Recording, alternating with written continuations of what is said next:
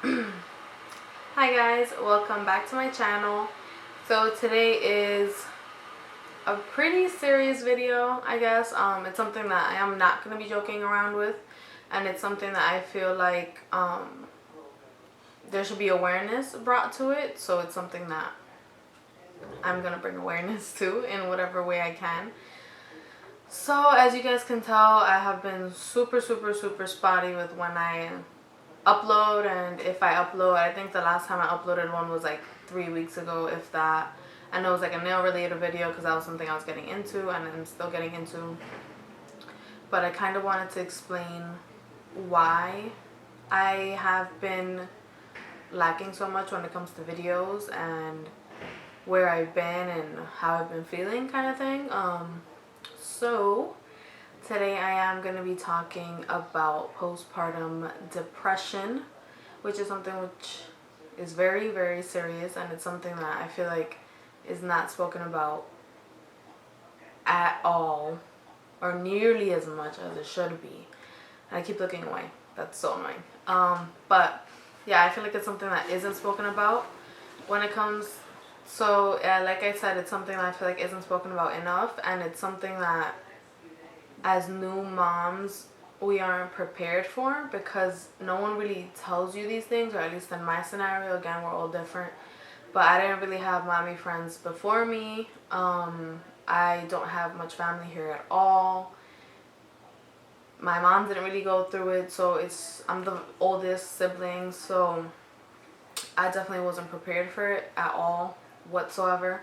So it is something that's very new to me, and something that I was kind of shocked didn't come with like all the fun facts that everyone gives you, all the fun facts that these apps give you while while you're tracking your pregnancy and stuff. So I feel like it's just something that I want to speak about a little bit. So I actually pulled up like a definition of postpartum depression, kind of. So an overview, this is just something you can Google. This is from the Mayo Clinic website. So most new moms experience postpartum baby blues after childbirth, which commonly include mood swings, crying spells, anxiety, and difficulty sleeping. Baby blues typically begin within the first 2 to 3 days after delivery and may last for up to 2 weeks. But some new moms experience a more severe, long-lasting form of depression known as postpartum depression. Rarely, an extreme mood disorder called postpartum psychosis also may develop after childbirth. Postpartum depression isn't a character flaw or a weakness. Sometimes it's simply a complication of giving birth. If you have postpartum depression, prompt treatment can help you manage your symptoms and help you bond with your baby. So that's like the definition of it for you guys. And some of the symptoms are, signs and symptoms may include depressed mood, excessive crying, difficulty bonding with your baby, withdrawing from family and friends, loss of appetite, inability to sleep or insomnia, overwhelming fatigue or loss of energy, fear that you're not a good mother, hopelessness, feelings of worthlessness, shame, guilt, restlessness, severe anxiety, panic attacks, thoughts of harming yourself or your baby, recurrent thoughts of death or suicide. Untreated postpartum depression may last for many months or longer. So that's like a little background for you guys. So postpartum depression is something that's very real. I personally have struggled with depression in the past, before my baby, before even getting pregnant. So I was kind of fearing that I was going to get it because of that same reason. I'm just pulling up another statistic that I found that I thought was incredible. So, women with a history of depression, anxiety disorders, or serious mood disorders are 30 to 35% more likely to develop postpartum depression. If a woman has experienced postpartum depression with previous birth, she is 10 to 50% more likely to experience it again. And it's believed that 50% of women who develop postpartum depression began experiencing symptoms during their pregnancy. This proves the case for early symptom recognition, awareness, and access to treatment, which is incredible because I had these feelings, I had mixed feelings while I was pregnant, and I feel like a lot of people misunderstand it. I feel like a lot of people feel like for everyone it's that you can't bond with your baby like while they're in your womb, when they're out. For me, that's not a symptom at all. It's not, doesn't have to do with bonding with my baby. Thankfully we are very connected, and it didn't have to do with that either during my pregnancy. And I knew that was one of the symptoms for some people, was that you kind of don't feel connected to your pregnancy, you kind of don't feel connected to the baby that's growing inside of you and all that kind of stuff. I didn't have that part of it, so I kind of like shrugged it off. I was like, no, I'm very present in this pregnancy, so it's not that, like. But I was so emotional during my pregnancy, but not like oh, I'm pregnant, I'm emotional. No, like I remember I got very, very secluded from my friends. Mind you, I don't really have a lot of friends. So I kind of kept saying like it was other people that didn't want to go out with me, but I just felt so uncomfortable in my skin. Like I didn't want to go out. I didn't want to do a lot of like walking. I didn't want to be around too many people. I just wanted to be in like big baggy clothes. I was really hard on myself about my weight. I just kept thinking about like the things I'm gonna deal with postpartum wise. Like a big thing that I was always worried about was like loose skin after birth. It was just a lot during pregnancy, and I didn't have that support system where people are texting you, asking if you're okay. I didn't have people that wanted to do mommy dates with me. I had one friend where we were doing that, and she was very supportive during my pregnancy. She was pregnant too, actually, so that like she understood everything I was going through, and she dealt with her own problems as well. But I didn't have that. I didn't have that support system, so I kind of shrugged it off because I didn't speak to anyone about it. I like maybe once or twice spoke to my partner about it, but like he didn't really. A lot of people just don't take it serious, is what it is, and it's because not because they don't want to or they don't care. It's just because a lot of people aren't educated on it. So it's like, oh, she's pregnant, she's sad, she's just going through like a mood swing probably. I figure is what people are thinking. But I think I mentioned it during my postpartum video once, like my postpartum care video or my pregnancy video, but I would catch myself like in my room just crying and crying and wondering why I feel like this. And then he would ask me like, hey, what's wrong? And I would just be like, I just feel lonely. Like I just felt, mind you, I live with him, right? Like I live with my child's father and stuff, and I just felt so weird. Like I felt so alone. I felt like no one understood, like no one was there for me. It was a very lonesome feeling, and that feeling is what I've noticed has carried on now that I've had her. So I feel like that statistic is pretty true about you can see some of the symptoms prior to birth and prior to the postpartum phase of it all.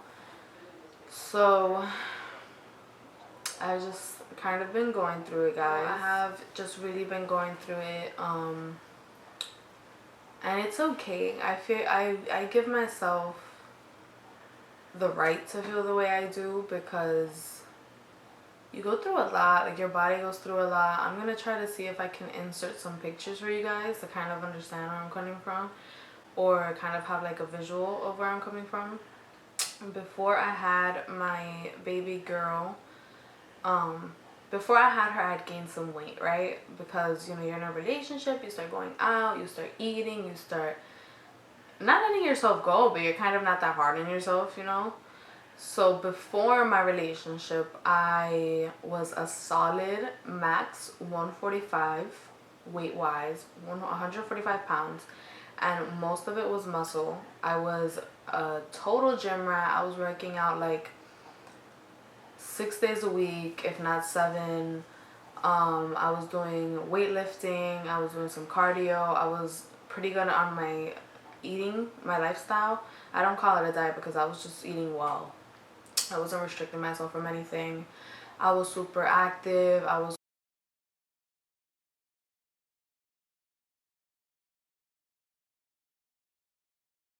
going out with friends.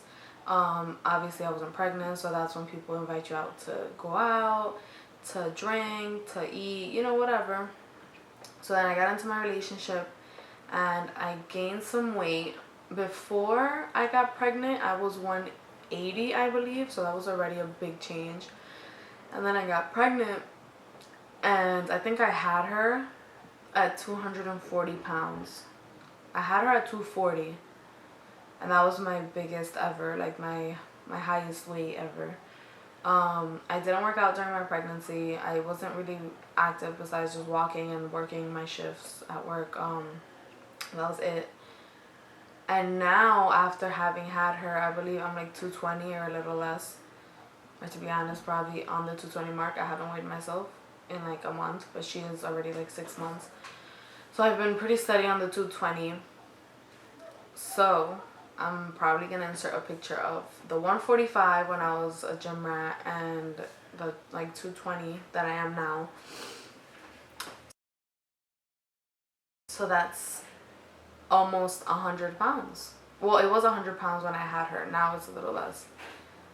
And a little background on me is that I have struggled with my weight since forever. I was always the chubby sibling. Like, it was me and my sister, where it's only two of us, and she was always flaca, so she was always the skinny girl, and I was always gorda, so I was the gordita of the family, which I know people say out of cariño and stuff, like out of being sweet, but I was always the gordita, and that kind of like, you know, it kind of sets the tone for you in like the family and stuff. So I was very hard on myself weight wise. In middle school and in high school, I lost a lot of weight in the relationship that I was in, to the point where I was just skinny. I wasn't even fit. And then in high school I started getting fit, and then in college I was like at my best. But I've always been like that. Like, I've always been very focused on my weight. So now that it's something that I haven't been controlling, and it's something that I haven't gotten my shit together with, pretty much, it's like, it's so weird because I want to work out. I know exactly what to do. I know exactly what to eat. I know what to meal prep. I know how to not cheat. I know how to give myself a cheat meal. I know how to do cardio. I even had a friend from high school hit me up recently, and she did a whole workout plan for me, literally like for me. If I need substitutions for certain machines, she's giving that to me. Like, I have no excuse besides my depression. Like, I've just cried so much that I'm probably not even gonna cry in this video, but I have no excuse. I don't. Like, I could buy better groceries. I can cook at home and take it to work instead of eating out, and I just don't. Like, I'm just so tired all the time. And I'm not tired from taking care of my baby. It's literally like just like exhaustion. Like, I'm just, I don't know. And it's hard because I obviously, like I said, I live with her father, and then it's like trying to explain that to another person that isn't going through it is really, really, really hard, especially in my case, a man. This man. I can't speak for all of them, but it's just very difficult to try to explain because it's like if you're living with that person has to be your support system. So it's just kind of hard because you can't explain it. Like, until someone feels as hopeless and just tired and just confused, and until they feel that, they're not really going to be able to be there for you, which is fine. It's not their fault. But it's just like, I feel like partners in general, like whether you're in a same-sex marriage, same-sex partners, heterosexual couples, whatever, it doesn't matter. Like, your partner that you chose to bring a life into the world with, like, if your girl or your man says, I'm exhausted, like, I'm exhausted, don't be like, well, I was up all night, or you haven't even been with her all day, like that. Like, just trust and believe that they're saying it for a reason. Like sometimes it doesn't have to do with what they've done that day. It doesn't have to do if they worked a shift or not. they just kind of need it. Like, take it for what it is and just trust them and give them that break that they need. And then if you're a single parent, I feel like your friends should be that for you. In many circumstances, I don't talk to you guys about him in general, and I don't have to because that's my personal life. But in many circumstances, sometimes I feel, and I've spoken to him about it, and I'm very open with him about it, I feel like a single parent sometimes, even though he's very much involved with his child and he's very much in love with her. But in my head, like the way I'm feeling, I just literally feel like I'm doing it alone. And it's so weird because he's here and he's active and he helps and he does literally all the night shifts because I sleep through it. So it's like I can't even blame him. I just feel that way. So then in many circumstances I tell my friends that, right? The very, very, very few friends I have, I'll let that be known. And I'll let my depression be known. And it's kind of like shrugged off, you know? And I think that that's where we lack for new mothers, is that we don't really have urgency when it comes to what they're saying. Like, I know what depression is because I've been through it before. So if I'm telling a friend or a best friend, I'm going through postpartum depression and I need you, and I just need you to be here for a bit, you should listen. You know, like this person, especially me, like knowing me, most of you don't, but I'm not a person that asks for help. I'm not. I really am not. Unless it's my mother, because me and my mother are very, very close. But I'm not a person that asks for help. That's one of my qualities. I'm very stubborn. I like doing everything myself. I like having things done a certain way. So the fact that like sometimes my partner or my friends don't have that urgency when I say that kind of worries me, because it's like I said, one of the symptoms is you could really have some really, really, really negative thoughts. And you being the person thinking those negative thoughts kind of scares the life out of you. Like, it literally is so scary. So it's like you're scared from even sometimes remotely thinking that. And then you tell someone and they're like, oh my God, don't think that. Or, oh my God, you have a child, you can't be thinking like that. Or a lot of people tell you, you have to be happy, you have Lexi. Or it's crazy that people even say these things still nowadays. Like, it's not crazy. Like, I can feel sad. I can have crazy thoughts sometimes because it's not my fault. I don't sit here and think, oh my God, let me think scary thoughts. No, it literally scares me to think those things. And people are just like, you can't think that. Why are you thinking that? You have to be happy. You have to be strong. You have to this. Shit, I'm strong all the time. It's just sometimes you got to be you. Like, you have to feel what you're feeling and you have to let yourself know that that's okay. And you need people that take your words for what you're saying and are like, holy, this person needs my help. If this person is telling me they're exhausted or they need a break or like whatever, like, let me give it to them. Like, I just wish that I was like another person. Like, I wish I was like an outer body experience and like I could be here for myself. Because I even tell my friends, I'm like, I need to do what I need to do. Like, if I'm saying that I want to cry to you and sip chocolate, hot chocolate on my couch for hours in PJs, like, do that for me. And they still don't do that for me. Or the same thing with like my partner.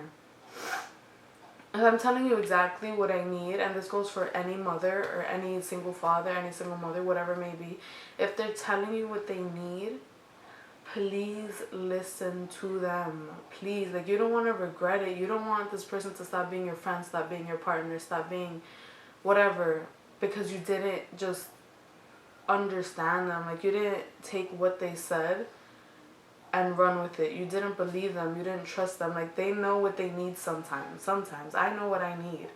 I've been through this before, and I've been able to dig myself out of the hole that I was in. It's different now because it's like postpartum and it has to do with like body changes and all that stuff. But I know what I need. And if I'm asking you for it, like, believe me.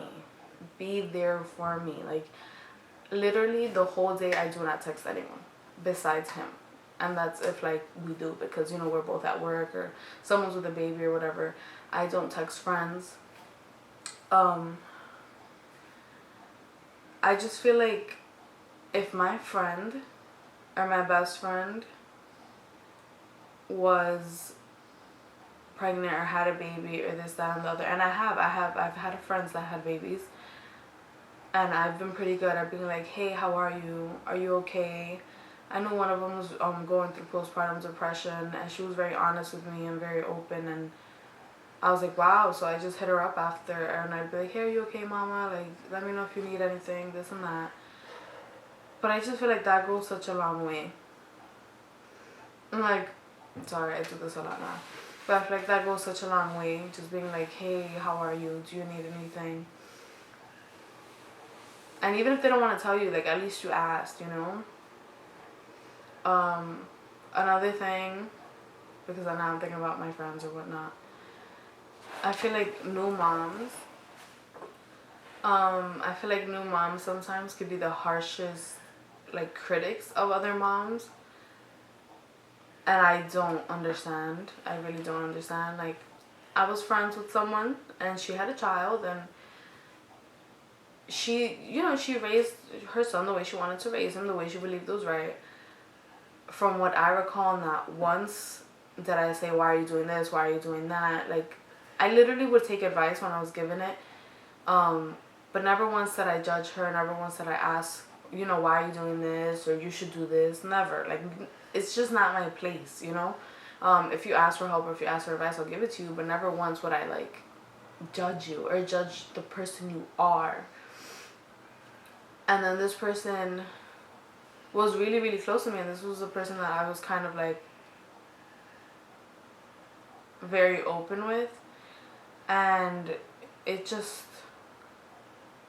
kind of really, really hurt when this person just kind of said some stuff that they don't like about my character, like about who I literally am, which came out of nowhere. It came out of a place where she was trying to give me advice, and apparently I didn't take it the way she wanted, I don't know, and she kind of just went off on what she didn't like about me as a person. And I can understand that she's probably going through her own things as well, and that helps me understand that, especially since I'm going through something now. But I just wouldn't do that. Like, I feel like new moms, if you are friends with a new mom and you are a mom yourself, just be there. If you give advice, give it, and don't expect anything. Don't expect this person to be super joyful about it, or don't expect the person to be mad about it. Like, just give advice and let it be, you know? Let it linger in the mom's head. Let her do what she wants to do. Let her figure it out. Let her research it. I just don't understand how moms could be, like, so judgmental of one another, especially when you know that mom just needs you. Like, that mom just needs a friend, and that mom just needs that support system. So I just feel like a lot of people need to realize that whether you might not know how important you are to someone, you know, you could be a friend, you could be a partner, and you might not know how important you are to them right then and there in their life and what they're going through, and you just kind of have to be more aware of what you're saying, of what you're doing. And I don't believe that someone could be too sensitive. I don't believe that someone's feelings aren't valid, and you can just not validate their feelings by saying you're too sensitive. I don't believe that. So if you think someone is too sensitive, you know, be careful with what you tell them. Maybe they're going through something. Maybe they're going through something they haven't told you, and they don't have to tell you. No one has to come up to you and give a disclaimer of their mental status. They just don't. That's, you know, that's for them to tell. So just be nice. Like, I've always believed that you should be nice, because you never know what someone's going through. You never know the other person's struggle. You literally just don't know. You just don't.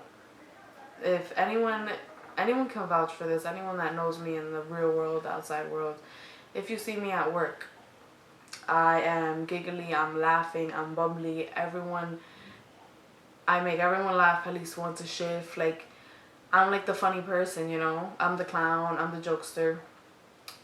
And then if I look down one day and I'm like being me, you know what I mean? Like the way I really feel and I'm letting it show, everyone's like, oh my God, what's wrong? Like, are you okay? No, obviously. But what I'm saying is you never know what someone's really going through. They could put up a facade and they could be funny every day and this, that, and the other, but they might be going through something, you know? And I feel like if you're someone's friend or someone's support system and you're just there like texting them like, I miss you, we have to get together soon and this, that, and the other, don't do that unless you're literally going to pop up at their house or be what they